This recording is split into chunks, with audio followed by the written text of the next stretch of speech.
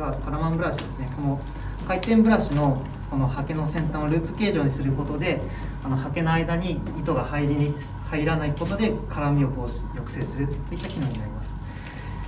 実際に、今回分かりやすいように黄色い糸を用いて絡まないというところをお見せしたいと思います。じゃあいきます。